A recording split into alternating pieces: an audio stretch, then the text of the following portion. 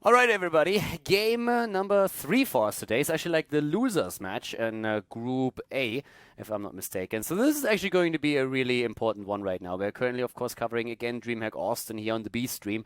And in this game, one of the teams that is going to be eliminated, the first team to be eliminated of the competition, is going to be determined. It is map number 1 in a best-of-3 series between Panda Global and TNC. Both of these teams lost their previous series here in the group. Sky Temple is map number 1, and an interesting second ban actually, as Panda Global, after Illidan was banned, they ban out Tyrande, and TNC, instead of going for like a Dehaka, a Kel'Thas, something along those lines, they decide that it's once again time to play with Sylvanas here. I'm Khaldor, and with me is of course once again Tetcher, bringing you the coverage here at the North America Regional Final. We are indeed, and the Tyrande is a little bit interesting considering some of the other bans we've had today, but we have seen her banned out quite a few times. She is still very strong, has good damage. Also, 4 elves in the first 4 picks and bans here so far. That elf-heavy meta. All right, so a lot of tree huggers already got eliminated or picked.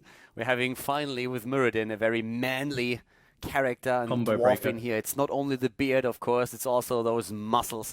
He's a bit on the short end, but still, like Muradin as a tank, of course, always good at the front line. And yeah, in this case, TNC can now go for their picks. It is a bit surprising, still, jokes aside, that we have a Sylvanas so highly prioritized, and I'm wondering if they are trying to play around their opponent again.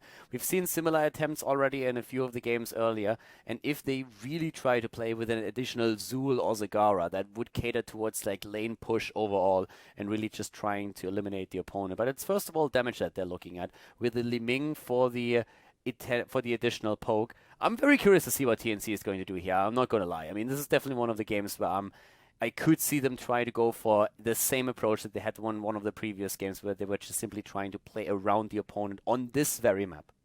Yeah, and with Li Ming, they can 100% do that. They will be able to play around, but they'd also just be able to just sit there and poke, really, and just win the fight that way. Just throw out abilities, throw out Sylvanas W's, throw out all of Li Ming's abilities, basically, and still rotate around the map, because Sylvanas just gives the huge pushing potential.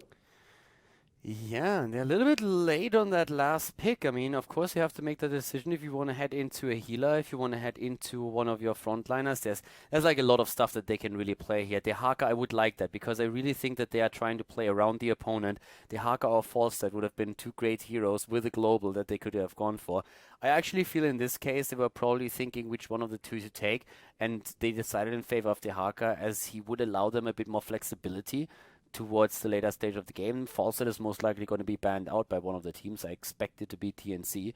And Panda Global, with them banning out Sonya, it could actually be that TNC decides to ban out Thrall, since I really feel that Panda Global is currently trying to gain the War Chief as one of the heroes of their setup. Yeah, and the Thrall would be very, very good for them. They already have an incredible amount of CC. Adding that in would be good too. Zul would also be effective. We have seen TNC run the Zul Sylvanas before. It was very effective for them, but that would lead them with Dehaka solo tank. The thing is, I guess if there is a setup where you could play Dehaka as a solo tank, you would want to play it with either a Sonya or a Thrall next to you. But usually Dehaka is more that utility tank that you have next to a main tank when you run the setup. So the bans for TNC, in this case, I would probably ban out Falstad. I would just simply say, if I ban Sonya, you go pick Thrall. If I go Thrall, you pick Sonya. In this case, if we ban out Falstad, we at least deny your global. And that is probably, at least that's what I would expect here. The one other thing that I could see is if they are afraid of one of these guys getting enabled, that a Tacita is being banned. But it seems like our first assumption was correct, and they're going to go for the Falstad ban here. Yeah, you give Dehaka so much freedom in that scenario. You leave people having to run around so much, which is just a huge waste of time when you're trying to fight on a tempo. If someone has to counter soak Dehaka and suddenly he's gone, and you have to run an entire lane width just to get down to your team again, it's the advantage he gives. So the first head removed. Panda Global gonna be getting the first pick on supports here. I could see a Rhaegar Tacita pick in this case. I could see them go Rhaegar Tacita and then pick Thrall or Sonya. Both of them would really work. It would be a setup that really caters towards team fights, and It depends a little bit on how Panda Global is currently judging the situation. If they feel they can really force fights, then they would be very well advised to go for one of those combos and having two supports to enable one of the bruiser type heroes. If they feel that TNC is going to be able to run circles around them, they should probably just switch it up a little bit and try to use something that can help them to really force a battle. And one of the things that Cloud9 did when they were in a similar scenario is playing the Zeratul, which is why I would probably prefer Zeratul over Thrall. Not only is he very good to keep tabs on Sylvanas and Li Ming, which is great for Zeratul, but he can also force a battle by setting up a decent Void Prison. They decide in favor of Thrall though, and I personally believe that after seeing the games earlier where we had Cloud9 play against TNC, I actually think that TNC is going to like that a lot, that they don't have to deal with Zeratul again. Yeah, I'd agree. They very much had trouble with Zeratul to the point where they actually... they didn't ban it out, actually. They let it go in the second game. But they were very much considering it, and you could see them hovering over it. So you know how much they fear it. However, now TNC need their support. Karazim, they picked that above the Uther in a previous game as well. They very much like him as a hero. Some good AoE healing is nice against heroes like Kael'thas. And the Divine Palm, just a very good saving grace, but maybe not as good as Divine Shield. I really believe that it's mobility that they're looking out for right now. They want to really play around the opponent again. They played a similar style in the game that they played against Cloud9, where they were just trying to play around the opponent. I would say this is a DTC with with Stage Dive, and they are going to try and play just around Panda Global the entire time and try to dodge team fights as best as they can. It's something that they played against Cloud9, and one of the few things that really helped Cloud9 in the situation was that they were using a Zeratul that they could always use to move in and set a Void Prison up to force a fight. And Panda Global is doing what we said earlier. They believe they can force team fights. And I already said before they went into the second picks that a Rhaegar Tassadar would be a great start for them, since they can then either complement that with a Thrall or with a Sonya. They seem to be picking that Tassadar now late, so they are looking exactly at the setup that we kind of predicted for them. But it is also a setup that wants to team fight. You want to team fight with these guys. If you have such a setup and if you enable a bruiser, you want to end up in team battles, and this is something that TNC is not going to be willing to give them. Yeah, it looks like they are considering other options, though. Maybe extra range damage with the Vala, which they are hovering over, could be pretty strong. And yeah, they lock it in. I'm very curious to see how that game ends. I'm really curious. There's some teamfight potential for TNC. Don't get me wrong. It's not like they have no chance with this draft and have to run away from the opponent the entire time.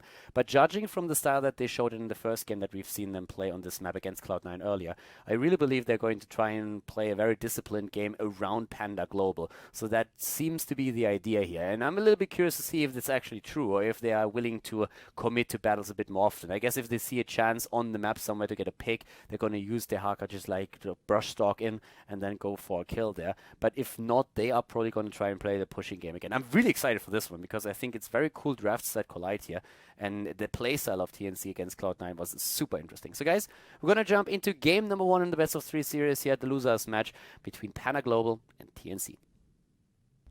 Ladies and gentlemen, game number 1 in the best of 3 series, and we are good to go. It's the losers match between Panda Global and TNC. And to the left side we have Jason for the Pandas. We have you on Rhaegar, Jason on Vala by the way, B-Kid on Muradin, Claudius on Thrall, Psalm on Kael'thas. And to the right side of the map, it's once again TNC, who played a very interesting comp already earlier today and are maybe trying to play that, very map-oriented style again, with Justin on the Haka. We have Prismatic on Li Ming, we have Buds on Sylvanas, Hao on ETC, Matro on Karazim, and it's time for a little bit of Heroes of the Storm action on Sky Temple once again. And with me casting, of course, Tetcher.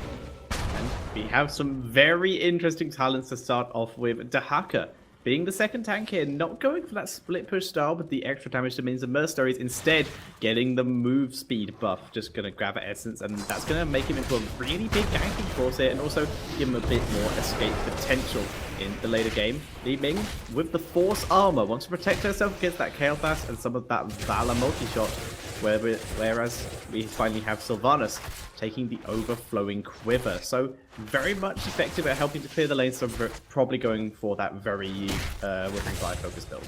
To be honest, I'm still very much interested to see what kind of style they play. So guys, once again, they played against Cloud9 earlier. Ooh, Rhaegar is down.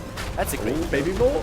So they can go into team fights, but they play against Cloud9 trying to play around the opponent, using the Sylvanas for push, and they have a lot of potential for globals here right now. Gladios is being taken down at the bot lane though. What is going on? Like, if this continues and TNC doesn't even have to show that particular style, they're currently wrecking the Pandas here. Apparently mouse issues. I kind of hope that it was on Thrall, because if not, then he just got wrecked at the bot lane. Yeah, Gladius got kind of murdered by adjusting there. Don't get us wrong. Dahaka actually has really strong 1v1. He can just get free auto attacks off on you when he uses drag. But that was still a little bit unideal. You really want to just poke with Thrall at longer range and get your health back thanks to Frostwolf Resilience. What I wanted to say a bit earlier, as we have Overflowing Quiver, by the way, is that they played a style where they just try to push lanes. And if you have, of course, global presence with Dahaka and Sylvanas, just a strong push hero that can always sneak on the lane, that really works. And if you look at the setup that they're playing, every single hero that they have has an escape. That doesn't mean that they are not going for team fights. They already have a couple of kills, and if they ever find themselves ahead in the game, they can always go into these team battles with maybe even a talent lead. But this is something what they were trying to do, just like playing around Cloud9 earlier, try to get an experience and talent lead, and then go into team fights. And if that's the idea here, then they have, especially with now also the enhanced agility on Dahaka, another tool that allows them to just disengage from fights quite easily. So they have several ways how they can actually play this combo right now. They can try to go for more of a push com, try to take as many of the structures down without even using the objective, and then only engaging into team battles when they have a lead, and disengage when there isn't. Or they can just play around the component completely, because the entire setup that we are seeing for the Pandas is very much dedicated to team fighting. And could make for a very interesting game from a strategic point of view now. Yep, we will have to see. Looks like both teams are ready again. And we're eventually going to be heading back in. There we go. We are back in. But that kill has given Dahaka a really quick boost in essence here. So he's actually going to get his movement speed up very quickly. It's a really important early kill for him. Yeah, Dahaka Shakalaka down to the bot lane here. We have B-Kid taking over experience, and Thrall is now starting to make his way into the middle of the map.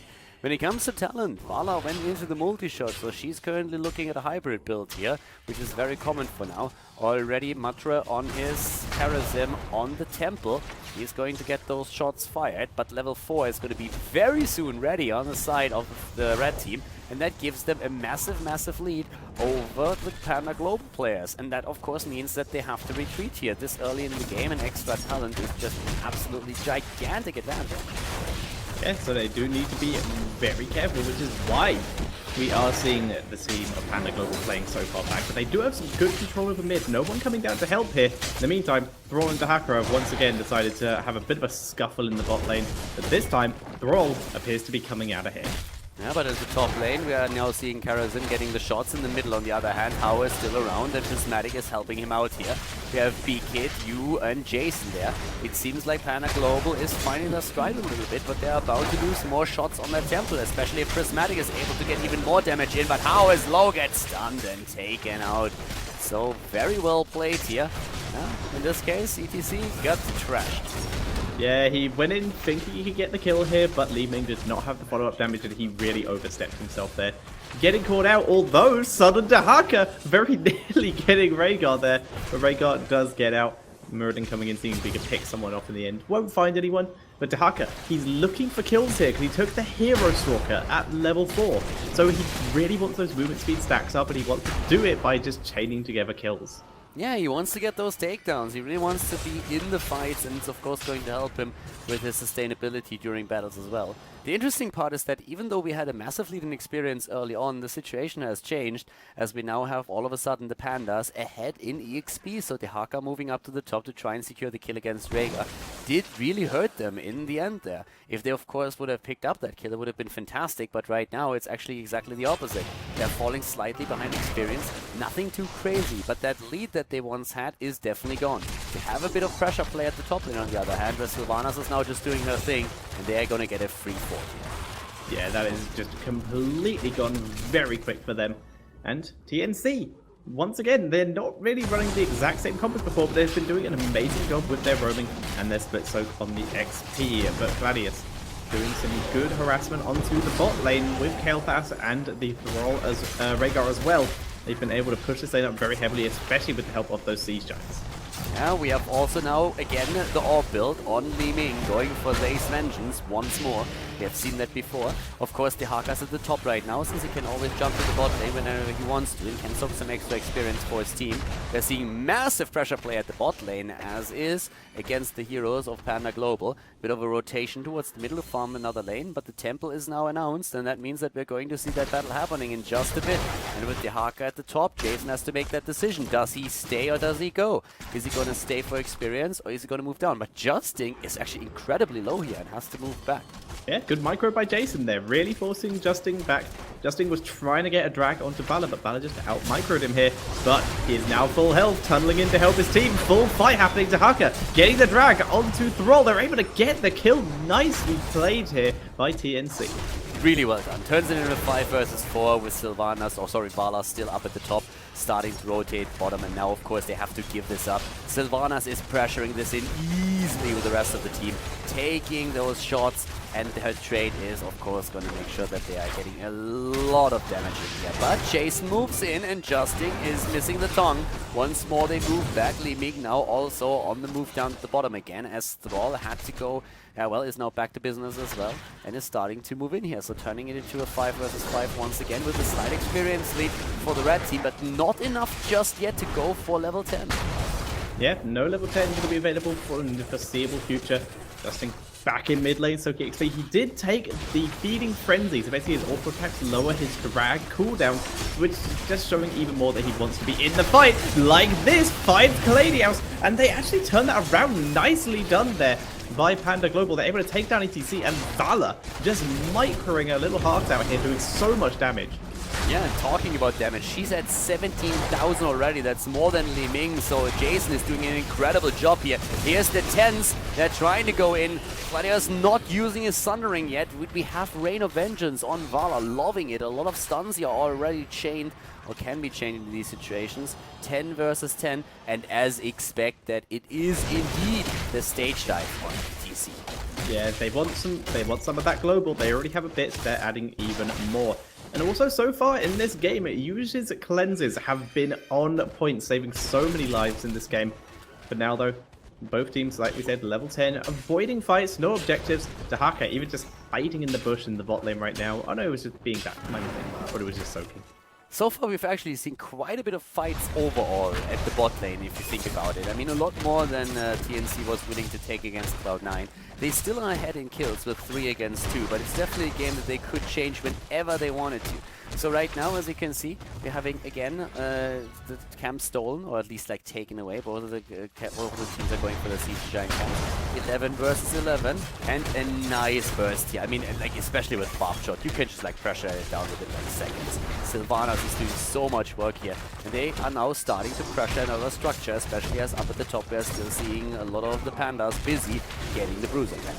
Yeah, Pandas all roaming down here. They've done their Bruiser camp. Now they're coming down to defend and look for some kills. Everyone on TNC already in retreat. In comes the stage dive, though. ETC coming to try and zone for his team. Silence comes in. The turnaround is happening. Ancestral will still save Kael'thas, though. What a great Ancestral. The Sundering is there. ETC is down. Great play. Really well done. A nice farm is saving Karazim forth now. But the Haka is dying. It's a double kill for Panda Global. An amazing play there by them. Psalm was about to fall, and then we see that just clutch Ancestral, keeping him alive. Really well done here. Great coordination on the side of Panda after a bit of a surprise attack from behind with the Haka ETC, and a great silence that was thrown out by Sylvanas. Yeah, that was really, like, TNC basically dropped everything they needed to and got nothing out of it. That was a really good fight for them, but Panda Global just played it better. Valor dropped very low, was able to stay alive with her positioning. Rhaegar with the clutch Ancestral onto Kael'thas. Just everything really went well for them, and the Rain of Vengeance and the Sundering, perfect hits, and those are huge factors in the fight. Yeah, once again, though, we have a battle happening up at the top. Khaldor has to be careful. We had no Tong in this case, at least not having a huge impact. So both of the teams closing in on level 13, but it's faster for Panda Global. Yeah, they're trying to make the most out of this, actually, by moving into this point. Stun does land on Sylvanas, but the follow-up damage does not. Final shots from bot have been taken, and as such, Rhaegar will be here, turning it into a 5 versus 5 and making it very iffy for TNC. Yeah, Frost Shot on now on Vala, and that is a huge deal. Good song, but is it good enough to take Thrall down? Yes, it is, and what a silence as the follow-up. There's no chance to jump in here in time, though. ETC... Oh my god, right. Yeah, that was awkward. But a good song might be enough to maybe drop Mirrodin here. There was a very good palm that we just saw from Karazim, but not quite enough. 13 versus 13. And with the exception of that weird stage dive into death, it looked actually like a very solid fight on there. Especially considering that they were talent down. Yeah, they actually played that not too bad. Justin, though, has been found on his own. Jason not going to go for the chase, though. They do lose the fort, but Justin will be completely fine, and he'll be able to just stay alive down here, clear out the minions, and get ready for his team. He already has 4 out of 10 stacks for his bonus movement speed, so he is getting there. The problem that they really have is that right now, when it comes to a structural point of view, a structural position in the game, they are way behind, and that of course is TNC. Panda Global has a much better position since they already dropped 3 forts, and this is against a team that is running a Sylvanas now, so that's a very tricky situation. It's also an experience problem that they are having, especially with ETC going into stage dive. You would expect them to be a lot closer to what we're seeing now for Panda Global, but TNC is definitely having some troubles here with the Haka and ETC, a lot of global mobility. They're still struggling to catch up in experience and to get the edge over Panda Global. Yeah, right now TNC looking for their moment here. They have some Siege Giants, they have Justin top, and as such Vala leaving this now. She can't stay up here to counter push Dahaka here. She needs to be in the bot lane because there's so much pressure happening. ETC though has moved up to the mid lane, and that will prevent any more of this happening, and the push has been prevented. So we move back for now. We have 15 versus 14. They're aiming for the 16 talent. That's what they're trying to get before the next big tempo is being announced here. The top lane experience, so from Justin. They're really starting to struggle here a little bit. They didn't really get the fights that they want to. The question is now, of course, how are they going to run the rest of it? Are they going to try to use their heroic abilities, sorry, not the heroic abilities, but the globals first of all, to just get extra experience so can maybe pressure on the lanes, or are they going to go into a team battle once again? Because this is definitely a more straight up style that they play against Cloud9, which I'm not really sure if I'm a fan of it, because I really liked what they did versus C9, even though it failed in the end, but it was very cool play from on their part. Right now I feel they're a bit forced into it. They miss Mirrodin here as they're moving down to the bottom to snipe at least a fort. Yeah, they will get the fort. Mirrodin not even going to reveal himself. He's now going to move down though because he now has reinforcements. But ETC with a very nice face smelt there, and he does have the face smelt taken at the AS level, which is the increased slow, giving his team a better chance to escape. So once again, we're having the fight about to start, but 16 talents are ready, and it's Executioner now on top of all things. Great talent to take for Vala to even increase her damage more, especially after the Frost Shot on level 13. Very nice synergy with the build that we have. So we have a very crisp hybrid build for Vala in this case now, whereas we are seeing Rhaegar not going for the Colossal Totem, but he still wants to have that lockdown with the Earthgrass Totem and is aiming for it. Nice pressure play now against another fort. Already the bombs are being... That's of course one of the problems that you sometimes have against the Telthas if you play Karazim, that you always try to be close to the allies that you want to heal, but you need to be careful that you're not spreading the bombs. And this is something that he has been doing pretty well so far.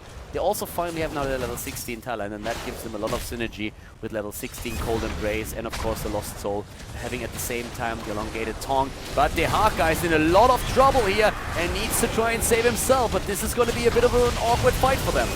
That was very nice by the Haka here, but he's having to pull that nice Raid of Vengeance, catching so many people, but Jason gets chunked by the orb.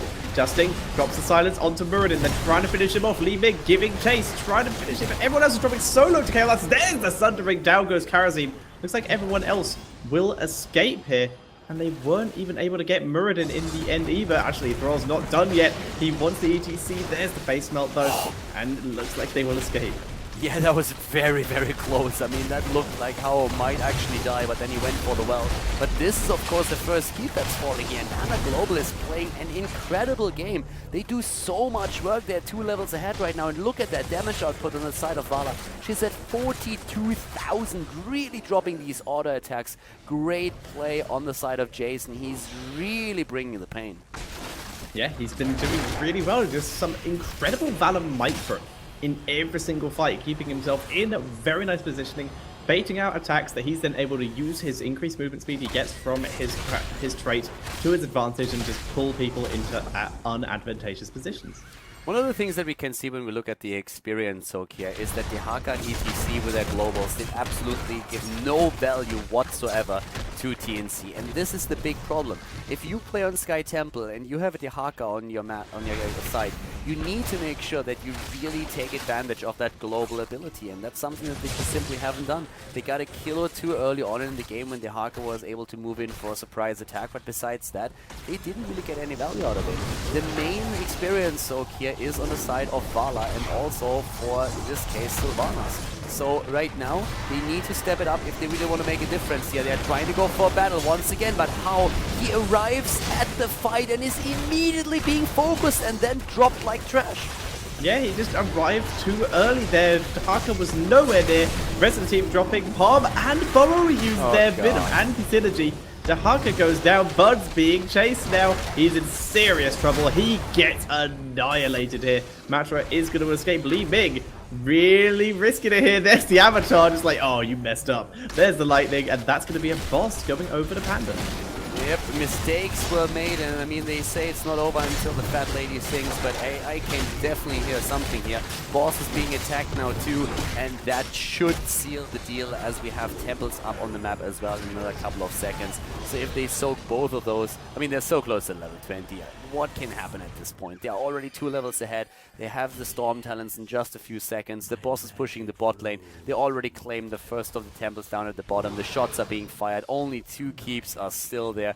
B-Kid is moving up to the top, and Karazim would be well advised to actually call it a day right now and move away for now. Yep, he is leaving. He is out of here, but now his team are all alive, except for Li Ming, but she will be back very soon, so they can regroup, finish off that boss in the bot lane, and then they'll be able to regroup and attempt to go basically another couple fights and try and get themselves back into this game, because they need their 20s. 2 levels to go for that, and they do have a lot of minions directly outside their base, so they can get this XP very quickly if that's what they want to do, but no, they're just rushing straight to bot lane, and Rhaegar gets ripped here.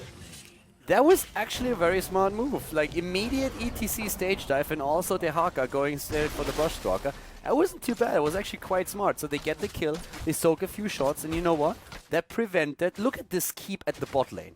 It's 1 hit. It's like literally 1 hit, nothing more. So they saved that, and they saved the one in the mid lane. That wasn't too shabby. That was actually a pretty smart move.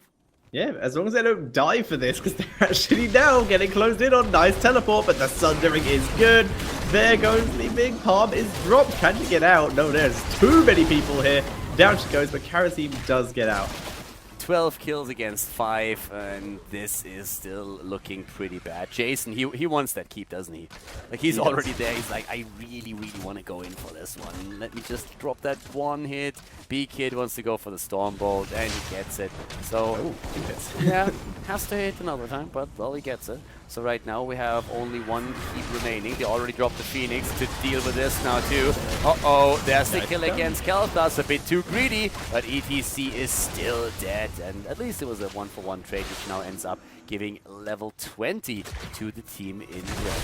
Also, Archon Pure Power, not really... Oh my god, the dream. I've been waiting for this moment since... since Li Ming came out, but alright, that sounded like it's gonna help. I've been waiting for I've been waiting for this. Well, let's just quickly shout out in that last bit. Vala just bolted out the way of the isolation from Dahaka was really cool. Now that's got a fairly decent cooldown, 20 seconds, which will be ready in time for the next objective, though. Alright, so boys and girls, this temple phase could end the game. Yeah. This could literally end the game. If they get an entire temple, then actually, like, if they get an entire temple, they should just right-click the core and they're gonna end it. If they get both, then it's definitely over. So this is really one of those do-or-die moments. And well, if Metro dies right now, then it's definitely over. But they can keep him alive for now. Let's see if they can actually win this, because at this point, you have to take the fight. You have no other choice. Yeah, they're already ETC coming in with the stage dive. They're going in for it. Dahaka with a good pull. Archon mode's been activated. Laser is getting interrupted by Murid in the background, and the isolation was used onto the Rhaegar. But the Rain of Vengeance comes down, and it's a massacre. Everyone drops. Cannot believe believe that Rhaegar survived. I cannot believe that he survived. And yeah, this is game. This is of course game, ladies and gentlemen. The keeps are already down. Already the core is being attacked here. Panda Global, they play a great game and they finish it. Well done. 68,000 top damage dealer against heroes. That's what we are seeing on Vala with Jason. A 1-0 lead for Panda Global going up against TNC here in the losers match of Dreamhack Austin.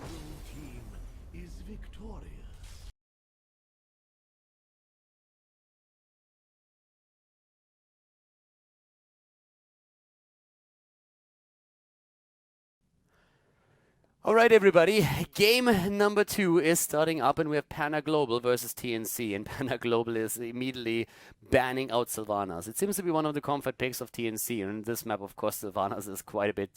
She's a lot stronger than she is on a lot of other maps. So on Infernal Shrines she can be incredibly powerful, but she is banned out here, and that leaves of course Kel'Thas open, that leaves Illidan open. We have actually a couple of heroes that you could still go for here. TNC have to think about which one they really want to get rid of first. Usually there would be an Illidan ban now. And they go for Zul instead, so push heroes is what they're getting rid of. We could actually see, and there he is, an Illidan once again. So Panda Global, they try to go for the big melee assassin once more. Yeah, he's been very solid in the games we've seen him so far, like ridiculously effective. So now it's up to TNC to really pick a composition that they can deal with it. So we've seen... Like last time, we expected it to be Tassadar and then someone like Sonya maybe, which is just a solid first two, but we didn't see that. See if TNC decides to pick any differently. It's what you just said. I couldn't agree more with it. Like one of the things that I've been really missing is like this immediate counter pick with the Sonya Tassadar, and I really feel that this is something that TNC should definitely do there once again. The only exception or the only deviation of that I could see would be a Kel'Thas. But if not for the Kel'Thas pick, then I feel Sonya and Tassadar is really something that would be incredibly powerful here. At Tyrande, I can see it with the Thrall there as well. I have to admit, I don't really think it's a great counter to it. I'm not a huge fan of those two as early counter picks, and of course we're going to see that Tassadar immediately for that double combo. They can take Kayle actually now if they want to as well, and they can just pick their support a bit later on. They'd still have plenty of options. Even if like a one's picked, one's banned, they'd still have Kharazim if it was Rhaegar and Uther. So that could work out for them. But no, they want the support first. They're going to bring out the Rhaegar, which means damage dealers are being a bit given over to TNC. Because if Panda Global ban them out, then they limit their own options as well, because they'll be picking second. I really feel that TNC is screwed. I really feel that right now in the draft, they have some massive problems here. So it depends a bit on their ban. Panda Global, they have several options of what they can ban out. We could see a ban on ETC, for example. We could see a ban if they want to go limit support options. They could ban out Uther. They could also just simply try and get rid of Kel'Thas. So those three are the big three, I feel. And it seems like they are going for the Kel'Thas ban here. For them, it's really not a problem when it comes to damage. They can pick a Liming here. I would rather see Vala, though, I have to admit, in the setup that they're running. Falset has been banned out. Yeah, and as we said, ETC, Kel'Thas, and Uther are the three big bans, and they are switching currently between Kel'Thas and ETC. Yeah, and there is the ETC banned out, so TNC. They still have options. Muradin still very solid here, thanks to Reverb, so they're not too screwed out with ETC being banned for Warriors. So, yeah, they're probably fine with this. I also agree with the choice. I like it. Kel'Thas is dangerous, very much so, but ETC can ruin you. He can totally ruin you. And therefore, I feel it's a very good choice to pick that away. We have TNC now picking Vala. That is also a bit of a steal. And we have a Diablo. Whoa. That I like a little bit more, to have that Diablo here in that setup for the shrine control. It's something that we've seen from MVP Black. The European scene has also adapted to that. At least a few of the teams have. You can have very decent control here. Question, of course, is can you lock Illidan down enough with all of those picks to get rid of him? And Panda Global, let's not forget that they still have a Johanna that they can play here. There's a Muradin available. There's quite a lot of heroes that they could go for. Malfurion bringing it in. Yeah, Malfurion over Uther is interesting. I think it kind of makes sense because the Malfurion, like Illidan isn't a huge amount of burst damage. Malfurion can heal that quite nicely. The root is actually very strong against Illidan. Maybe not as strong as the stun, but I don't know. I think they're just going for a more area of effect, longer timed fight, but they did just give Muradin back over to Panda Global, so now they're not going to get that reverb versus Illidan. So I have to admit that I like Moonfire, but I have to say that if they don't go for Twilight Dream for Silence against Illidan, I don't think that Malfurion is the better choice here. I think that an Uther is better. Both of them have a Shrink Ray available, that's great. But Illidan is more a hero where you can make good use of that stun on Uther. If you go for Benediction, you have a double stun available. You can into the Divine Storm if you feel you don't need anything else. So I would have actually liked Uther a lot more than I like Malfurion in this case right now. They have a little bit more roots available, but let's not forget that Rhaegar also has a cleanse that he can use on Illidan. So that's another thing that works here in his favor. Malfurion is a bit of an odd choice. I kind of like him in the sense that he has still that Shrink Ray, but that's something that Uther has. With Uther not being banned or picked, I think Uther would have been the better choice here just because he offers more against Illidan in particular. Yeah. He also would have offered a Divine Shield for Thrall in situations like that. Valor or Tyrande have either got focused. It is interesting. I am very curious to see how they run it. Like, maybe if they were to, I don't know, maybe well, they could still technically pick Uther and just run the full damage. I can actually see it for one reason. Maybe they were afraid that Panda Global goes into a Lunara. Oh, yeah, that makes sense, actually. Lunara would have been really dangerous here. Malfurion still gives them enough healing. The root actually combos well enough with Diablo if he runs Lightning Breath. But then they could have also, just leave him up for the last pick. They could have. Yeah. I feel like a bit that they were afraid that they would show Diablo too early, and that's why they picked Malfurion. But I think if they want to pick Malfurion because they are afraid of a potential Lunara being taken here and Uther not being able to heal all of that out, then picking Malfurion last would have been a better option. So I feel like TNC is a bit weird on that draft. Panda Globals I like a lot. That Li Ming doesn't really convince me completely, since on Infernal Shrines we've been talking in previous games already where she sometimes falls short there a bit. I feel when it comes to damage they could have gone for one of the other options and maybe have a bit more success with that. Overall though, I believe in Illidan. I have to say, I believe in the hate of 10,000 years with Tacita and Rhaegar around, and I would give an edge to Panda Global after all. That being said, Infernal Shrines, game number 2. So guys, let's jump in right away and see which team is going to take the victory here. If Panda Global wins this, they have a 2-0 over TNC, and TNC would be out of the tournament, with Panda Global having another chance to make it. So yeah, we're going to find out right now on Infernal Shrines. Game number 2, everybody, in the best of 3 series between TNC and Panda Global. And Panda Global is currently in the lead with a 1-0. We're having to the left side TNC now with Justing on Diablo. We have Matron Malfurion. We're seeing How on Thrall, Prismatic on Vala, and Bots on Tyrande. And to the right side of the map, Jason on Tacita, Claudeus on Illidan. Claudius. We have B-Kid on Muradin, Yu on Rhaegar, and Psalm on Li Ming. So an Illidan composition with double support going up once again against a combo that is looking for a lot of lockdown. And I am very curious to see how that's going to work. The dream is, of course, that Malfurion is going for the silence on level 10 to wait for Illidan to jump in and then simply silence him. If that's really going to work is a very different question, though. It comes down once more to the question, can Illidan survive, yes or no? And that's one of the things that we have to find out right now. In this case, it's going to be definitely a battle of the assassins.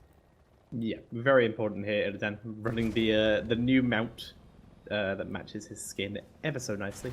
But keeping out of sight for the moment, just making sure he doesn't show, still in range for XD, but trying to deny the bit as much as possible, but seeing as everyone else has shown, it's pretty obvious that he is the one.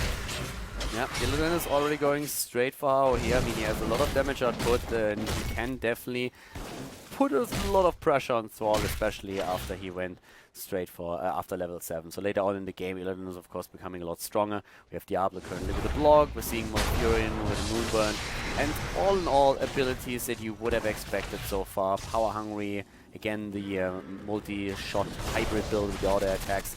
Bit of a rotation happening. It's all about the lockdown in this case, and especially in the early game, the Diablo Tyrande comp can of course punish heroes. And that is why we are seeing right now Panda Global plays a little bit passive. They know that their strength lies in the mid and late game, and they know that early on against Diablo Tyrande they need to be very careful since it's one of the preferred sniper comps. Yeah, Panda Global just staying very bush heavy, just hiding in bushes, clearing minion waves when they can, but they're not overcommitting. Like I said, they don't want to get caught out in this situation. Illidan suffering the wrath of laning against the Thrall, working well for him. Yeah, and currently at the bottom of the map, the first shrine being activated. The teams are of course going to look for level 4 before they're heading into this, but it's all going to come in the early game. The chances of gaining a Punisher for the team in red, for Panda Global, is not really all that great. There's just a little bit too much against them, but if they can get a Punisher, it would be great for them. Both the teams now at level 4, but it's very likely that we are going to see a full commitment on the side of TNC very soon to get the first Punisher. Yeah, right now they're still ahead just using their AoE abilities. Multi-shot and that Moonburn with the extra 100% damage to non-heroic units, which does include minions. It's not just just include the demons here, it doesn't just include minions and mercenaries. So that is very helpful for them in terms of the clear rate. Yeah, you can actually see how much they're able to do here by just poking from a distance. They're ahead in minion stacks, even though they didn't really fully commit to any kind of fight now. And that's a huge problem, but now they're being pushed back a little bit. It's a very tense battle for those last few minion stacks here. 37 with just a few more picks. It looks like it's going to be the red team that takes the first Punisher. And indeed, Panda Global gets the first one. Rotation is happening already on the lanes to get the experience. But that's definitely a pretty big win for them. Yeah, getting this Punisher is pretty important. Infurion going to be the one to tank this. He can self-heal. And with that Punisher over the wall, they'll kill that off quickly. But 2 towers going to be exchanged for this. Very nice job by Panda Global. They have everyone in the lanes once again, both teams. So XP-wise, Panda Global comes a bit out ahead thanks to those towers. But overall, TNC staying fairly equal. I have to still admit that I'm very confused by the fact that they simply let this one go. Early on, that Illidan is not really such a huge threat, and with Diablo Tyrande, I would have really expected them to try and go for a couple of snipe combos, which they didn't really do. So TNC is playing this in the early game a lot more cautious than I would have expected. Yeah, they, like you said, the snipe comp, they're trying their best to get something with it, but they're very, very cautious about getting caught out for themselves. Which they could stand to take another risk or two. Oh, well, for now we are actually seeing once again Illidan at the top lane doing his thing right now. We are having Hao there against Illidan trying to soak. We see, of course, Friend of Foe taking the Leeching Plasma. We have again Triumvirate. And yeah, the longer the game lasts, the better for Illidan. Yeah, as long as the game lasts, the further ahead the Illidan composition can get. Everyone knows that the Illidan composition usually is one that if it starts to snowball, it's almost impossible to stop. Illidan comps are scary stuff. Now Furion, with the enduring growth at level 7, not going for cleanse, Diablo bringing out the Soul Steal, so he just wants the extra health, making himself even tankier. And in terms of giant killers and stuff like that, Rhaegar has his own sort of. Illidan, does he still have giant killer? I don't know if that was removed. I think he does. Sorry, what? Does Illidan still have giant killer? Illidan? Yeah. But there was times he has a new version of it. Oh yeah, he does. Yeah, he has that 4-hit version where you get 6%. Yeah, that's the one. It's actually like a really interesting one, but I don't really think that it's the most common that we see on the hero.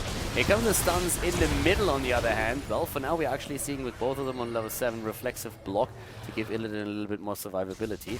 The enduring growth also on Malfurion because he doesn't really need his cleanse. There's already a situation in which there's just like no lockdown, but talking lockdown and kills already Thrall eliminated as the Shrine is active at the top.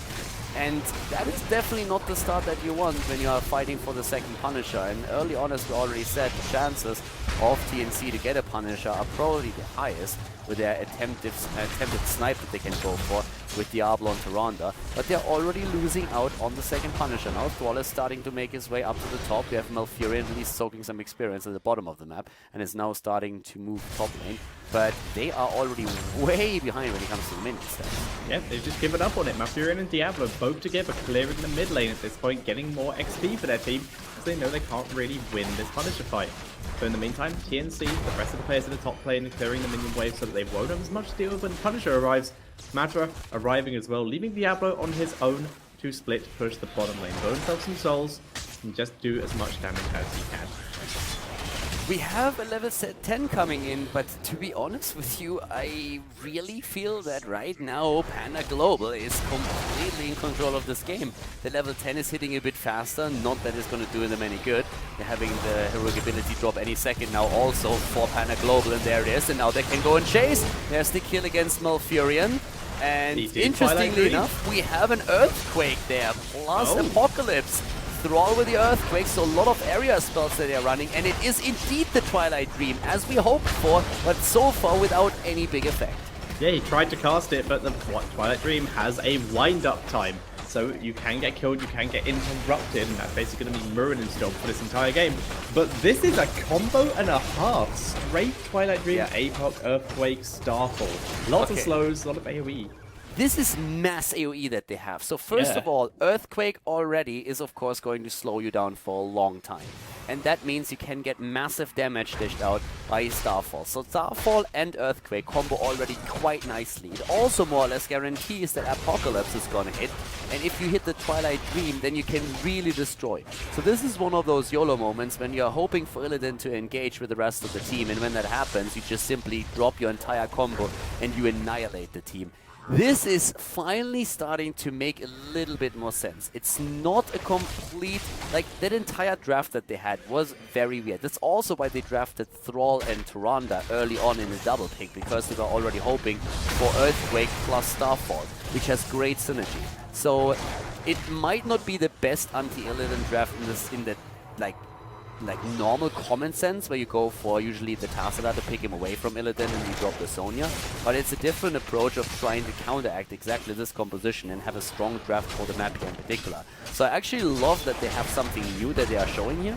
The question is it gonna work? Yeah, this is massively all in.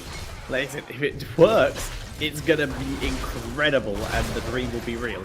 If it doesn't, then they're going to just be in trouble. If they just get their timings a bit wrong, they're going to miss abilities and the fight will already be over because Illidan's just going to do too much. Exactly. So this is the thing, like if that doesn't work out for you, if you drop those heroics, then you are going to be eliminated completely. So in the last team fight it didn't really work, but that was also because the Punisher was there. And right now everything is reset. So we are going into that battle down here with level 12, unfortunately soon against level 13.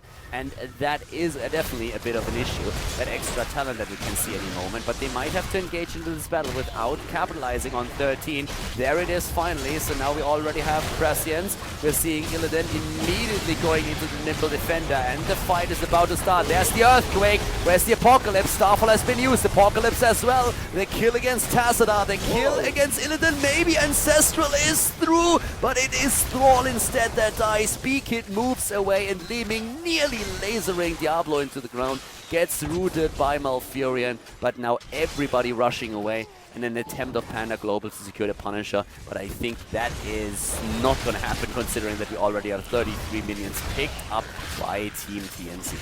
So many heroes close to dying there, but Illidan, the silence wore off just in time for him to use Metamorphosis. He was so close to being picked off there, but just, like I said, just in time. Right now, Panda Global having full control of the Shrine area, but it's one shot. There's the Hungering Arrow to do the job. Muradin stunning him for his insolence. But the Punisher has been taken by TNC. Yeah, Punisher is taken, and this was a fight 13 versus 10 talents, by the way. Finally, it's 13 versus 13, but the battle itself was definitely not on the same talent level. So that was a huge win, actually, on the side of TNC, getting the Punisher against an opponent that was ahead of them. This is going to be a very interesting game here now for sure. Tassadar was killed, so was Thrall, so the wombo combo potential that we're seeing on the side of TNC definitely did some solid work there, but they are still slightly behind. Yeah, they're still slightly behind, but they are now building very much into their composition. They want to stay alive in these fights, even though they haven't gone for the healing talents they usually would. So we got Ice Block on the Malfurion here. If he gets focused down after popping that Twilight Dream, or before the Twilight Dream, he's still going to be in trouble. Thrall, we saw get focused in the last fight. He now has that double Frostwolf resilience from his Wind Fury, which he's basically able to spam thanks to being in Earthquake. So no one's able to run away from him. Diablo and Valor just getting that wave clear. Cross shots for the combo. There's the engage onto Illidan, but friend or foe dashing to freedom, and Illidan will escape. Prismatic gets killed off by the Disintegrate. Uh-oh, that is trouble. The rest of the team is there. Illidan is a bit late, but he's starting to move in. So much damage through that Li Ming alone in her resets. B-Kid and look at Gladius, but he gets on a horse, but it's still the kill against Tyrande. Can they maybe lock down Malfuri now as well? And one Stormbolt is all that Illidan needs to close the gap, and there it is, and they can jump in, and it's the triple kill. There's nothing that they can do about it. No Earthquake. There we go. Ooh. Earthquake and the stun through the Earth, I guess through the Apocalypse, but just simply not enough, and now a fourth kill as the ball is eliminated by Illidan. Yeah, they try to shut it down, but instead they get hurt. They just lose so many people. So for now, Panda Global, they're able to play through this. And this is the problem with basing your entire composition of one wombo combo. If you lose any particular part of it, suddenly you're in incredible trouble. Muradin escaping to freedom, but Prismatic giving a bit of chase here. Has the bonus movement speed from the Hatred. But oh, he's blocking the strafe. That is very greedy, and he gets stunned out, so that is a cooldown now. They actually dropped a lot of cooldowns there already, and to be quite honest with you, I don't really like the way that they're currently fighting a lot of these battles. I think their strength really lies in the wombo combo, and they have to really chain all of these abilities at the same time. If they just drop cooldowns randomly on the map, this just doesn't work for them. They have to wait for these 5 versus 5 fights, for big team fights. That's where they really are at their strongest, and that's something that hasn't really happened in the last few engagements because they just simply didn't get that setup. Yeah. I haven't got to add to that. They just need to group as 5, and they are doing that now, except for Valor, who's currently pushing mid because she still has cooldown, same with Apocalypse, still on cooldown. And they've just given over this camp to Panda Global, instead just taking out the bottom fort, while Valor doing a bit of pressure onto mid. Yeah, but that's 4 heroes that are committing to this now. They try to go for the kill against Tassadar. He gets away. You can heal. And we have at the top lane Punisher taken. 16 versus 16 in just a few seconds. So it's at least going to be an even talent fight. But we have that Punisher moving through. And it is once again an Arcane Punisher. And they are starting to aim for the keep itself. Yeah, they're going to push with this. It's going to be 5 versus 5. Diablo and Valor even being back, making sure they have all their health and mana. They also now, however, have all their heroic cooldowns. We have level 16s available. Jumping onto Thrall, that's not who they wanted to get hit by it, but he is taking through the Starfall. Dropped a bit preemptively, but it's doing some good siege damage and clearing minions. Yeah, again, dropping a cooldown too early. They need to combo that properly with the Earthquake and the Apocalypse, and they just didn't. So they have to chain that better if they really want to get mass value out of it. Justing is down. Diablo is eliminated. There comes at least the Apocalypse out. Earthquake being used. There's the Twilight Dream and the kill against Tassadar. But the turnaround attempt now. Look at Tyrande barely getting away. They're still eliminated thanks to the Arcane Barrier. But we have Illidan now also dead. And that's the end of Rega 2. Once that Illidan is down, you know you're in trouble. Yeah, and Illidan actually metamorphosed exactly once again in time with the Twilight Dream, dodging out that damage in the silence. But the rest of his team died so quickly that he suddenly had no protection. So he went down, and the combo, it does work. TNC, they have what they need. And right now, they're going to move to bot lane and push with this Khaldor camp. But the last Khaldor, all that is left here, the minions have even died. And the Khaldor does fall, so now it's just pushing the heroes. Yeah, but they're doing some solid work here at the bot lane, as you already pointed out a bit earlier, but good damage from Storm. It's great for them that at least Li Ming is still alive, because she can poke, and she's doing exactly that. Now they have at least Tassadar back, and it's not going to take long for the rest of the team to be back too. Illidan on a 2-second death timer, and Rega about to come back as well. 9 kills against 4. That's a huge threat with that wombo combo potential. And actually, besides that one fight, we haven't really seen TNC execute a perfect combo yet. No, this is true. Like, the combo that they just popped wasn't perfect, but it did work for them. So they can do it a little bit out of order, it seems. They are able to run it well enough. And that is basically what they need in this situation. They need well enough. But the thing is, like, consider what happens when they actually get the full combo off in a team fight. That would be incredible. That would be so strong for them. So if they can make that happen, that would be awesome. And that is the big risk, of course, that Panda Global is running here. But if it just happens once again that they're picking a hero after another, then I don't think that TNC stands a chance. This shrine is going to be super important, because it's the last shrine that is going to appear on the map before level 20s are being. Yeah, and level 20 may even be hit if Panda Global can keep up the soak that they're doing right now during the Shrine, which would be a huge deal and create massive problems for TNC. Sorry. Yeah, we have Shrine or control already taken. This position has been claimed, and they're starting to fight for it. They are starting to take down those minions, but Illidan and Li Ming are now appearing. We're having Li Ming on 10 seconds on her disintegrate, so they're currently just like trying to poke a little bit. Good damage already pushed out by Psalm here. 19.5. Do we have that combo? Still, there's Diablo. Illidan jumped in. He jumped in deep. They're trying to go for him in this case. Not using the heroics just yet, but they are close. They're looking for the setup. They're looking for the opportunity. And once they get it, they will try to just wreck again Panda Global's entire front line. Yeah, we can see what Illidan and Muradin are doing here. They're going overly aggressive, but still to the point where they can back out. They're trying to bait out the heroics while the rest of the team gets ready to retreat, but they weren't able to do it, and as such, they don't get any of the heroics, and they lose the Punisher here. It's actually an interesting setup, because normally against this kind of combination that is being played by TNC, Illidan wants to engage. He wants to go in, he wants to go really ham, but the problem is he's very reluctant to do that right now, since he knows about that wombo combo potential. And that allows the position to be taken by TNC, and they just simply have more that they can use against these minions, starting with the Moonburn of Malfurion and Diablo and his AoEs, and that's a huge asset right now if you can't really engage like they want to. So Panda Global has to play a lot more passive in these fights than they're comfortable with. Panda Global, though, very close to getting their level 20, and this is when they can start to go aggressive. They can stop being passive. Punisher gonna go down, but you see the immediate preparation. Not sure where the Punisher was going. All the keeps are alive. But, like, TNC, they're not having any of that. They're backing up the second that they realize they couldn't push any further because they don't want to have to fight into those 20s. They can just back up to their own territory and get 20s themselves. And level 20s, we have Storm Shields for the Rhaegar and for the Tassadar here. Demonic Form for Illidan, Hardened Shield for the Muradin, and the Temporal Flux for the Li Ming. Those Storm Shields are going to become a problem. They're going to become a huge problem for TNC. And yeah, like, all what TNC tries to do is push AoE out with your wombo combo that can really destroy a team. And with 2 Storm Shields, if they are synced well, then you can do a massive amount of sustain, push that out during those ults, and just survive long enough so that you can actually get the full power of your own composition out there. And that's going to be a thing. We have Earthen Shields now taken, which is actually pretty awesome. That's basically the counter to the situation. Just like, oh, you plan on shielding your way for our AoE? Well, we'll make sure that you can't do any counter damage to us as well, and we'll still have had the setup and you won't have. Yeah, the problem is only that this, of course, a more single target. Yeah, it definitely helps. It's going to help a lot. It's going to help a lot against a lot of these heroes. The question is Illidan really going to be affected too much? Because once again, a lot of this hinges on Illidan still. And Diablo hasn't really made his choice yet, but this is a very cool setup. And I have to give some credit to TNC. They had a very interesting approach here towards the draft. It was not really what we expected when we saw Illidan appear on the map, but they had a plan. It's not really a traditional one. It might backfire, but they have something prepared for this tournament and they're showcasing right now. They have to. It's the losers bracket.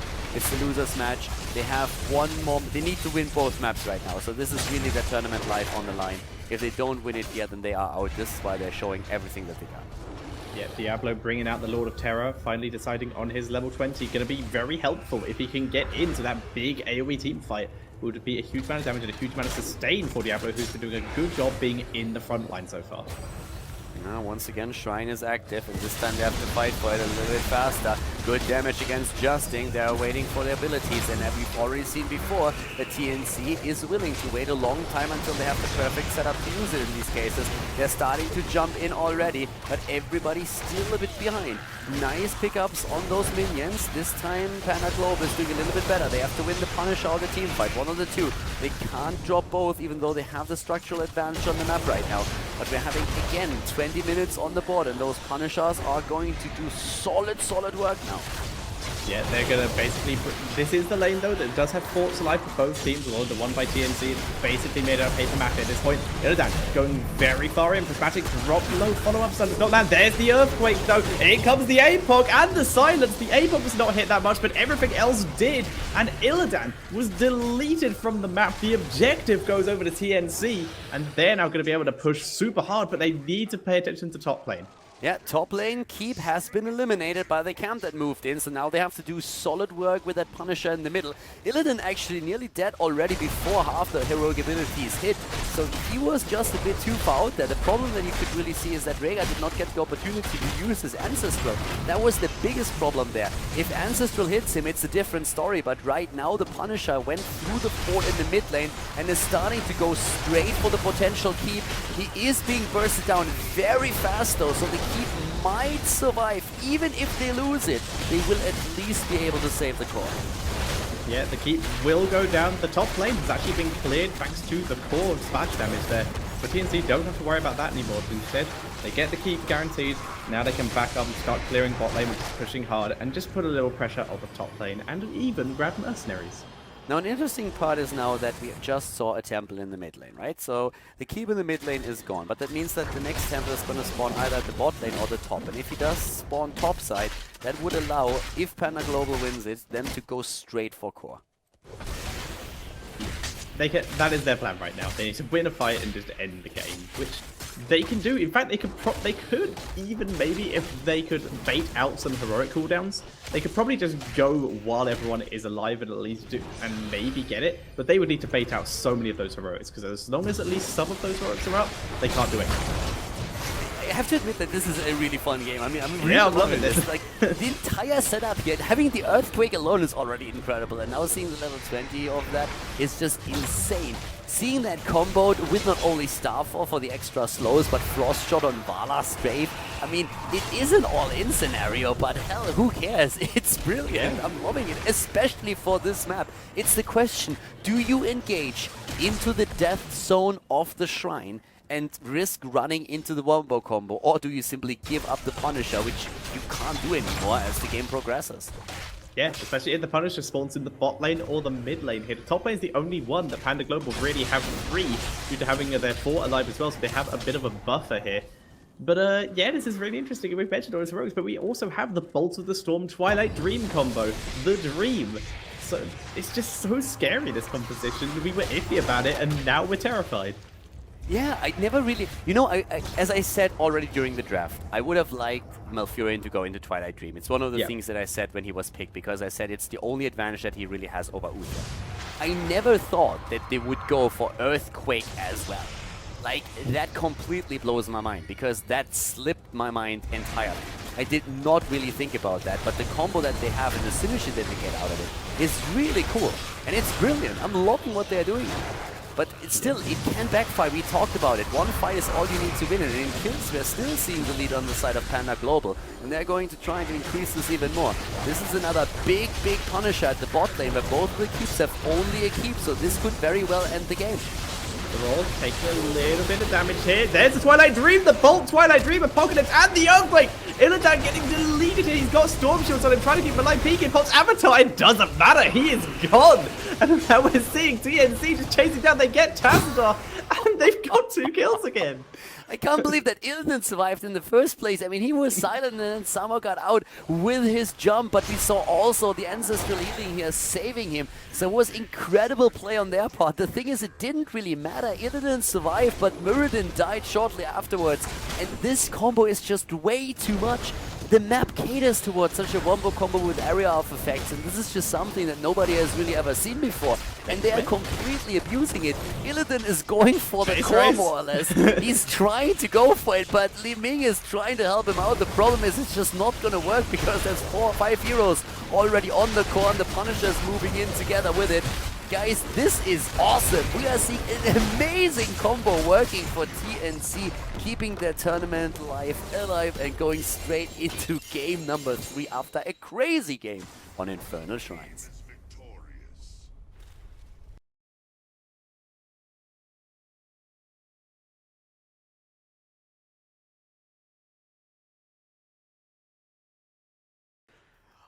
Alright everybody, the draft is starting. Towers of Doom is the map, and we have an insta-ban on Falstad, and Illidan is apparently banned out right now too.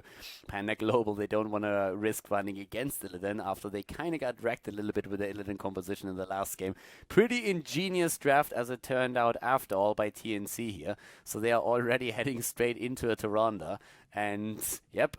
that's when Panda Global decides to go for that Muradin. But they have to really think about how they play this map. A hero that we have not really seen here today at all, if I remember correctly, that we could see on this map is actually Zagara. First of all, though, we have a couple of other very familiar faces that have a bit of a higher priority than her. Yeah, Muradin, easy highest priority tank. Kael'thas, incredibly powerful ranged assassin, so it makes a lot of sense to be bringing him out here.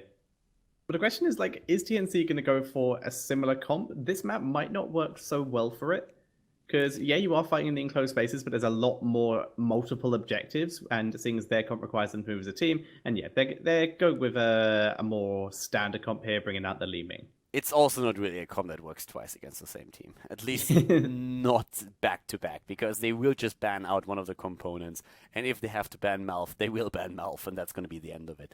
But TNC has a very sweet setup here for the early game. They have an ETC Tyrande for stun into stun, so the stun locks are going to be strong. Later on, the Mosh Pit is going to help with it. And we have a Li Ming here now as well. So this is already a really good start into the draft for them. But I like what Panda Global has been drafting at this point. Muradin, Kael'thas. There's still the option of them to go into maybe a Tassadar, Sonya. Depends a bit on the bans here on their end now. And yeah, this is going to be very curious. I'm really interested to see what they're doing here. They could ban out one of the supports. They could just like say, okay, we're going to ban one of the main supports so that Tyrande has a bit of a tougher time. But they are worried about that Sylvanas that TNC has been playing constantly in their games. Yeah, Sylvanas is very, very strong, especially when you're against that Kael'thas, because you just silence Kael'thas and whichever support is next to him, because they're usually in vaguely the same area. So it is very scary to deal with. So is Tassadar, though. He has been very strong so far. Would be a solid ban out here. Would disallow the Tyrande Tassadar comp. Multiple options for Global here. I would pick him. I don't really understand why they want to ban him out. I would actually pick him and Sonya. For me, that would be like a really nice addition to what we're seeing here. Pick the Tassadar, pick the Sonya, have the Kael'thas in the back, and just simply drop another healer then. That would be a very, very solid setup. It would be a very standard setup, but a really strong one and a good one for the map now as well, since you have to fight over those shrines. If they ban Sonya, they can still go into Thrall. There we have a ban on Tassadar. That makes more sense. The TNC bans out Tassadar makes a whole lot more sense than a ban on Tassadar from Panda Global. So with Sonya gone, they can go into Thrall right now, and then they have still the option to go into one of the strong healers, and they can add a second damage dealer where they have quite a few options then. So yeah, I like that a little bit more, what they're doing right now. That Tassadar ban for Panda Global would have been very, very weird. Yeah, and support-wise, definitely should be the Uther here, just to deny away from ETC, because that Mosh Pit Divine Shield composition is very difficult to deal with, and Uther still works exceptionally well with Thrall and the Divine Shield as the panic button for your Kael'thas. And TNC now, of course, they have to round up their own composition. They need a second healer. That could be the Rhaegar. It should be the Rhaegar, I suppose. And they are going for a Zul, apparently. Wave clear is great on this map, and it's one of the things that Zul definitely gives you. I could have seen something along the lines of a Zagara. She gives a lot of vision on the map as well, which also helps a lot. Rhaegar here is the healer that we would expect together with Li Ming. And what else could they drop? They could drop that Zul. It would help ETC at the front line a little bit, create more space for Li Ming. They could go into Zagaras, I suppose, if they are comfortable leaving ETC alone at the front together with Tyrande. So, yeah, I'm a little bit curious to see what they're going for.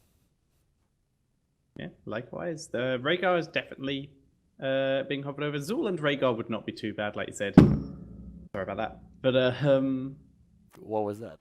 I just knocked something over my desk. It's fine. Yeah, so there's a Zul, and I guess now we're going to see Rhaegar. Yeah, so they're running the single ETC as the front line. Zul can work as front line, especially if he gets jumped on by a Thrall or something, because then he just pops poison over. Otherwise, he does still have the option of bringing out the Frost Mages. Give Vala, I'd say. Vala would be good here. I would like a Vala in this case. Pretty vanilla, but at the same time also a very solid damage dealer with very reliable damage output. Zagara for them would work as well. I mean, I suggested it more on the side of TNC, but thinking about it, a Zagara in this setup would also work for them. It's not really a hero that we've seen here today, as I said already before. I like that they pick Zagara. I really feel she's a good choice here. I kind of thought they would go into the Vala just because she has been more of a solid pick here for most of the teams today, and Ave with the meta seemed to go away from Zagara a little bit, but I really feel she can add a lot to the setup, and she also offers a little bit more clearance towards Zul there. So yeah, pretty sweet setup for the last map. It is Towers of Doom, which is always kind of fun. So guys, let's jump in right away and find out which team is going to take it. This is a loser match, so that means that whichever team is going down here will be out of the tournament, whereas the winning team has another shot to advance through the group stage tomorrow in tomorrow's matches. So let's jump in to Towers of Doom. Game number 3, the deciding map, ladies and gentlemen, in the losers match, and we have to the left side, we have Panda Global, and they are rocking it here with Gladius on, well, Thrall. We have B-Kid on Muradin, Yuan Uther, Jason on Zagara, and Psalm on Kelthas. And to the right side of the map, it's their opponent TNC with a pretty incredible composition in the last game that worked very well here. But in this case, Hao on Zul. We currently have Prismatic on Liming. We're seeing Butts on Tyrande, Matra on Reka, and Justing on ETC. Yeah, apparently teams are currently discussing servers a little bit, but it seems to be all good. So we're going to go into this game and find out what exactly is going to happen. 20 extra ping sounds like a death sentence right there. Teams are fine with it, and so are we. So let's see who's going to take it on this last map, Towers of Doom. The 5-man push in the middle for TNC. Yep, putting on a huge amount of aggression, and that leaves Panda Global to clear out the minions. With Kelthas, the Flame Strike is going to be helpful here. Zagara not taking the risk of getting caught out, playing very far back. It's going to clear the minions as they go. There's a bit of a roam going on right now. Zagara is doing her thing, but at the top we are seeing Gladius basically just like solo laning it against Rhaegar. Matt is not even attacking here, it's just sitting tight and it's just saying like, yeah, you do your thing. I don't really care about it. We're still seeing 3-man in the middle. And 2 heroes that have still not taken their first talent yet. It's actually quite interesting to see that. Tyrande and ETC, you would expect Power Slide and also Owl talents to be taken. The Owl has been dropped right now. Empower as level 1. And let's see if ETC is also going for the standard or if he has a bit of a surprise. Well, I'm trying to work out what other talents you could take on level 1 for ETC. Prog Rock, but if that was the case, he'd already missed a load of globes. So yeah, he'd go to the Power Slide talent. Yeah, rolling like a stone, level 1. Already wave clear here on both sides, putting it to use. Keep in mind that the map has actually changed a little bit. Now we have a triple altar event on the first one and on the 5th wave. So this is going to be a really important thing to realize here. And of course it can give a team a pretty significant lead here early on if you're able to claim all 3 of these altars. The question is, can you really pull that off? Do you get those kills in? Already Rhaegar is going for 1, Thrall for the other. The 2 orcs are busy at the top, and the rest of the 2 teams are fighting it out at the bottom of the map. Yep, so far completely even trade. TNC with a bit more control by the looks of it, and with Rhaegar coming in, Thrall is actually quite zoned out by ETC and Zul here, but a nice stun by Kelthas, probably some good damage onto now. Earlier level 4 already dropping for Panda Global. That's going to give them a huge lead fighting for this one, especially with the protective shield now being ready and also the gravity lapse range increase that we see there. They're going to try and use that. They have to, I would really suggest forcing maybe a bit of a fight or pushing the opponent out before they hit 4, but now both of the teams are again on the same talent, which is going to prolong this battle for quite a bit for sure. You see 2 heroes attempting to grab there, both interrupted by Muradin. Nicely done there. But in the meantime, Thrall continuing to be zoned away from the rest of his team. He either has to take the long way around or just continue to poke from up here and do everything that he can. Rather, taking the time to go back to the fountain, making sure that she is completely healthy. The altar is still in play, and both of the teams are looking for their chance, and this might be it. They go for ETC and nearly kill him, but not quite. We still see the Hydra rushing behind and trying to get a few kills in there. Like a few hits. Gladius is still up at the top on his Thrall and is starting to make his way towards the altar. Yu is trying to channel it out, but it's still poke on both sides. Neither team wants to give it up. Yeah, they really want the commitment for this. They're still just barely soaking mid lane and bot lane. Root comes down onto Kelthas, but no capitalization from TNC out of this. Not going for any kind of kill, and they're not able to start channeling on that altar for the moment. They're literally just fighting at this point, just the slowest team fight of all time. Yeah, it's actually true. It's the slowest team fight of all time, so basically both teams like entering into a staring contest. Thankfully, Smexy style is not part of it. You would win that without even trying. But right now, the guy won against the camera. I can't repeat that often enough. If you win against a camera in a staring contest, then there's nobody who can threaten you. For now, though, Yu is going for the channel and still being interrupted by that owl. Pierce is, of course, an amazing talent, and Tyrande is going to be so annoying here on this map. Yeah, Zul just managed to go to the fountain. He is ready to help out again. He's still putting pressure on mid with his trait, bringing out a couple skeletons, clearing the waves, and just keeping Thrall busy up here. And look at how much damage the towers have taken just from this pressure. Yeah, but we haven't experienced a slight lead still for Panda Global, and still jumping around the opponent. Zagara is basically at the bot lane doing the exact same thing Zul is doing in the middle of the map. Trying to push, trying to also put pressure on those two towers and dropping the ammunition low. Yeah, and it is working, but now Zagara getting focused, but she has that Uther with her. She gets healed up, but she is fine. But they actually finally Mig out of position. She went in to try to help, but instead got herself caught out. And that is actually going to be the first blood of the game. And suddenly, we see Panda in a good scenario to finally pick up the tribute. They almost go for Hal, but they're not able to pin him down. Yeah, Muradin and Thrall both missed their lockdown, so that was a bit unfortunate. The level 7 talents, on the other hand, really pushed them over, and now they have follow-through on Thrall. They have a very nice scenario once again where they get a bit more extra damage against the core of the opponent. 36 against 32 points on the core now. Also the experience lead that we've been talking about already, but level 7 is now also on the board for the red team. But still great talents here that we are seeing for Panda Global, having also the rapid incubation for Zagara, which is definitely going to help a lot taking down lanes and staying on lane, not having to go back to base and therefore soaking extra experience, putting extra pressure onto the lane and just like pushing the farther in. Yeah, that is the plan for them at the moment. Both teams attempting to just get as much XP as possible because they want to try and get those level 10s before the next objective, but they still got a little way to go. Level 8 for Panda Global. They're going to get there first if they keep it up, but with the 4-man roaming squad from TNC, they need to be very careful where they position. Yeah, well, we have now in the mid lane still Uther down here. On the other hand, there's that stun combo with ETC Tyrande, but barely misses. The owl misses Zagara. She survives. Tyrande herself is dead. B-Kid misses the stun. He misses the invulnerable frames on those, and now he is down. Hao is retreating. It's a trade with a 1-for-1. Muradin dead, Tyrande dead. At the top lane, Thrall starting to pressure at least Rhaegar for now, but still heading into that earlier level 10, and that's quite important for Panda Global considering that we already have another altar spawning at the bottom of the map. Yeah, perfect timing for Panda Global. In fact, due to this altar spawning, it will be ready at almost exactly the same time to hit their level 10.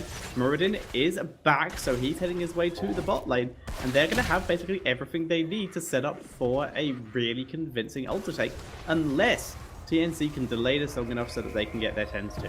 They shouldn't really be able to do it. We already see Zul moving to the top, so he's going to miss at the bottom fight too. But Thrall is occupying the mid lane. He also doesn't want to lose any experience here. Nice damage against Salmon though. Very good poke on the side of TNC. But again, the owl coming in, once again starting the channel, and this is the important one. Can he tank the damage? Yes, he can. That's the completed channel. So there's already the lockdown against the core. They're trying to go for the kill against Tyrande. She barely survives. Nice damage output from Panda Global, but not enough to drop Tyrande. Yeah, Bud's barely escaping there, but because they escaped, it is now level 10s available for both teams. We see fairly standard stuff. Zul taking the skeletal mages this time, wants the map control more. Not getting to use it here, though, getting killed off by a nice roam from Panda Global. Yeah, so overall we actually have a situation in which we have 36 points on the core against 28.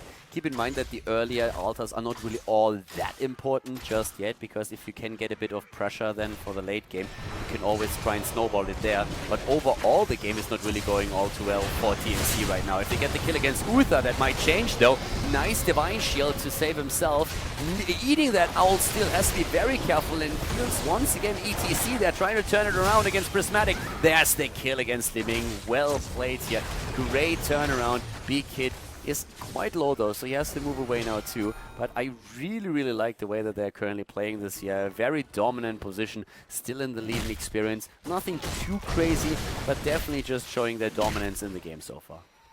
Yeah, they are doing a very good job, but they have yet to run into like the full heroic setup from TNC. A good mosh pit, for example, could be very game-changing here. Some good zoning skeletal mages to set up for anything like that could also be very strong.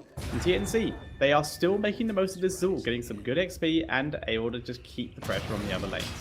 The dream would of course be to hit level 13 now before the next fight starts, but TNC is already trying to pressure the issue here, and with more than half a level missing for Panda Global, it doesn't really feel like they're able to pick up the next talent before the fight starts. It's only like 9 more seconds until we are going to see that altar being already on the map. So there's still a bit of push happening right now. They are getting very close to level 13, but they go for Li Ming before that even happens. They're trying to put the pressure in. There's not enough though.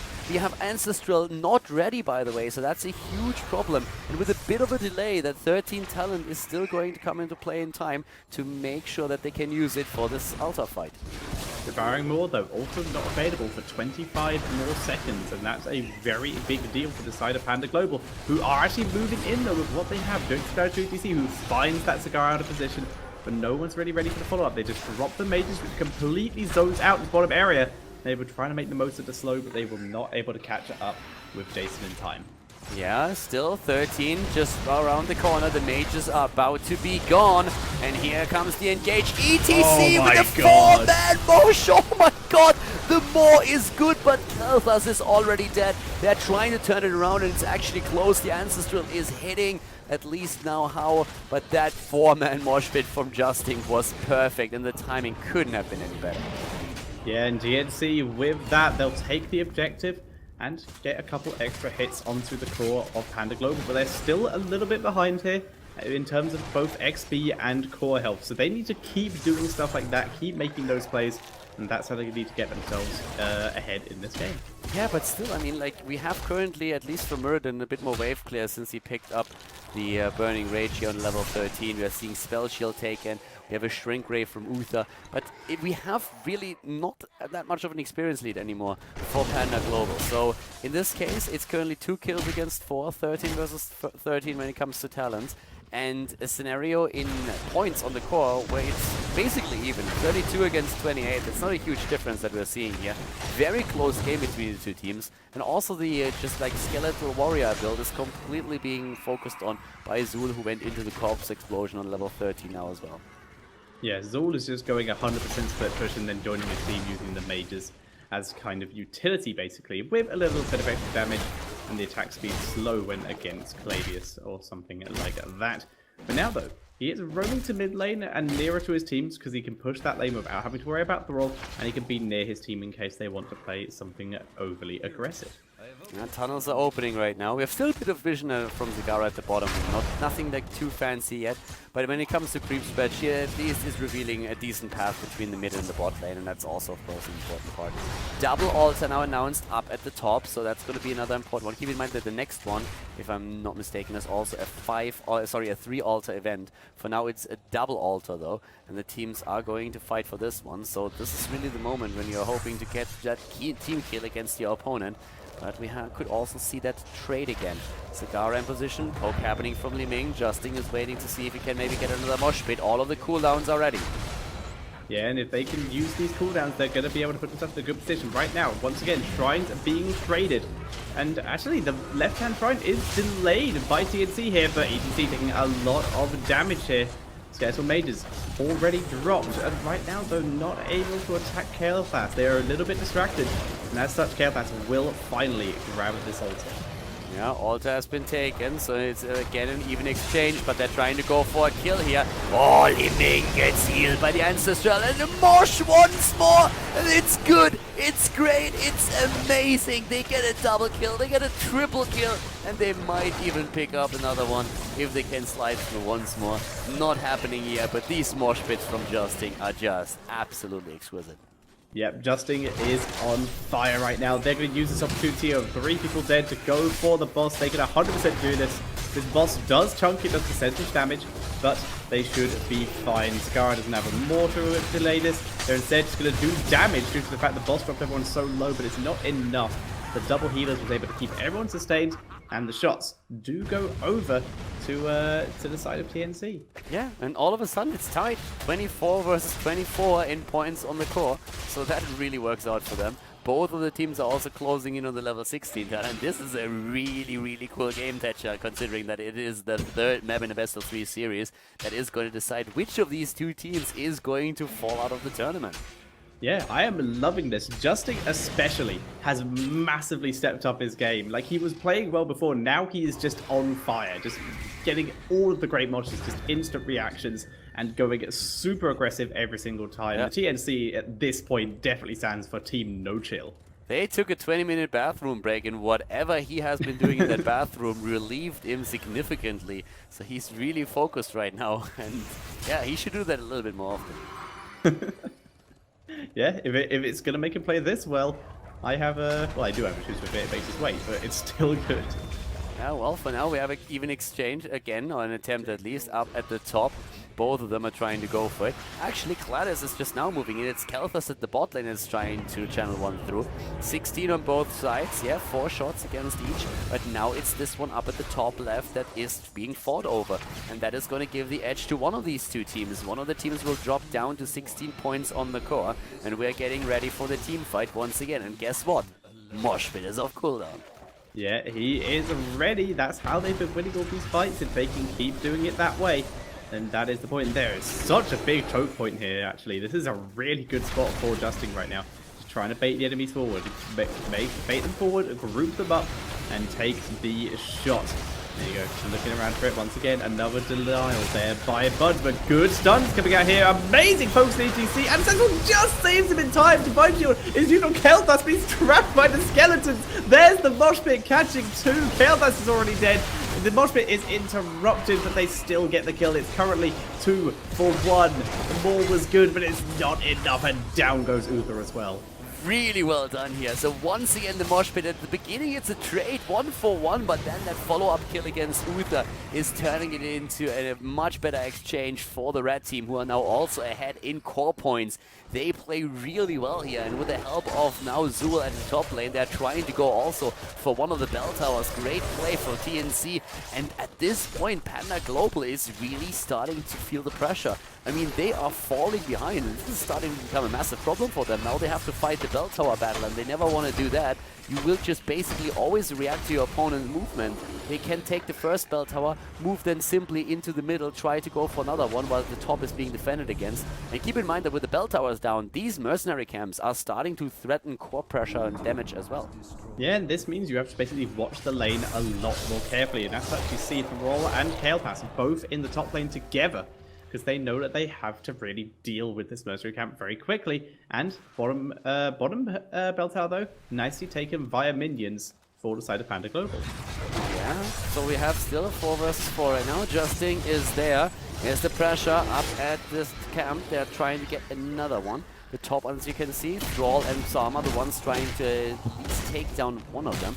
They have to really defend against their own bell tower. So I really like the reaction that we saw on the side of Panda Global to move down to the bot lane and to try to go straight for an even exchange in bell towers. That was actually like the smartest move that they could have gone for. It was also one of the safest moves. So in the end, it's just an even exchange once again.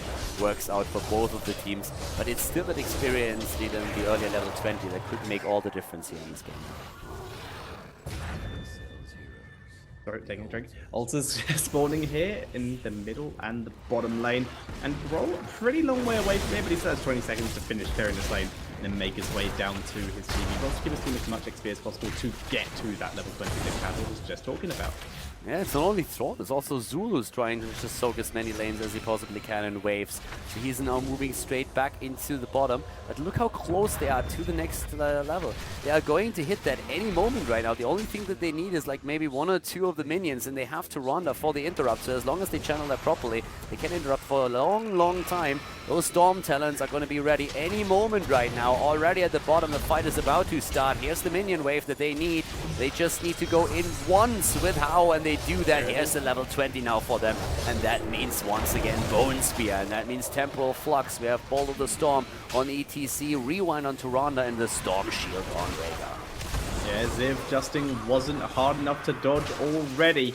He now has Bolt of the Storm. The Skeletal Mage has been used to zone out the roll, guaranteeing that top altar to TNC, and now they're moving down to take this bottom one as well. Zagara having to back up, Justin moving aggressively forward here. The roll has re-arrived, and Murden having to pop that avatar to try and drive back TNC at this point. Yeah, Rebirth, by the way, on Psalm's side with his Kel'Thas, but we have again the opportunity to maybe drop a Mosh Pit. Also, Starfall is still in play. Could be used here too. Both of the teams are dodging around the bottom altar. We have 12 points on the core for Panda Global, 20 on the other hand for TNC. The attack with the Sundering coming into play right now. Temporal Flux already used in the lockdown against Gladius. He gets Divine Shielded, but ETC is down. Didn't even use the Mosh Pit. Finally the Starfall, but it's too late for Rhaegar, who's also dropped a good war, was locking down Buds, and that's the triple kill for Panda Global. They're definitely going to get the bottom altar, and they might be able to take down Leaning as well. Very close, but not quite. Yeah, that was a very nice fight coming in from Panda Global. They were finally able to stay split enough that ETC moved out of position, trying like too hard to get into a situation where he could get the Mosh Pit. Instead, he just was so split from his team, they were able to focus him down, and that was the big deal, because suddenly there's no setup available for TNC anymore, and they just start dropping one by one. The Devouring Maw as well was very on point by Zagara. Yeah, and actually, like, talking about the dropping stuff, we have one Bell Tower taken at the bottom of the map, and we're seeing another boss now claimed up to the top. And this is once again putting the teams on even points on the core. This is going to be a 12 versus 12 situation in the game right now. This game couldn't be any closer. At this point, they're just trading more blow for blow. Yeah, it's so close right now. There go the mercenaries, so TNC will get this back. So back to 3 each. And the next objective is still quite a bit away. So the boss will be back soon, actually, and that's actually going to be fairly important. Oh no, sorry, it was just taken. I was looking at the wrong time. Wait, what? I thought the boss. I got the wrong boss shout because my brain registered the shout went off, and that's when it spawns. But it also says similar shout when it actually gets captured. Ah, okay. Yeah. Yeah, I was a bit confused. I was just like, wait, what? Yeah, so we have actually like altar spawning. This is a double altar once again, and both of the teams are in possession of like 4 bell towers. But that's something that Panda Global is currently trying to change at the bottom of the map. They're not quite actually like with the minions they're gonna get it. Good. Nice 5 versus 3. That's a cool situation for them, even if they suffer both of those claims. They have a very good shot to get ahead. Let's just put it like this. Yeah, they are looking really solid right now. But it is all about these altars. And Panda Global beginning to move in. Rhaegar just guaranteeing this one. Muradin trying to stop it. And no, nice interrupts by Kid here. But Kid just trying to stay out of position here. He's on his own, but if anyone starts to close in on him, then he's just be able to tank for his team and just be a good distraction. ETC coming in, nice Divine Shield and the Bond of the Storm. So they're all able to come out. There is the Sundering trying to get the good position here. Yuji getting focused, and the Disintegrate takes down Uther. A great Ancestor was, by the way, keeping Prismatic alive for a long time here, but now the kill maybe against Hao. Not quite, he's still alive. We see once more Li Ming with the Disintegrate. Yu coming back, and they are still going at it. For now, it's a 5 versus 5 over here with all of the heroics dropped except for the Maw and also for the Mosh Pit. It's still a channel attempt here that we are seeing from Matra. We have already shots fired against the core of the red team, who's currently down to 7 points, which means that if they're also able to claim the altar to the right now, it would only be 2 points on the core remaining for them. But we have everyone starting to well up once again. Can they interrupt it? They cannot, but it's only 3 shots fired thanks to that bell tower claimed at the bottom of the map. So 9 versus 7 on the scoreboard now in favor of Panda Global. Yeah, but that is still basically for either team, just 1 altar and then a boss or a second altar. So both teams looking in a very good position to win this, just because who wins the next important objective fight.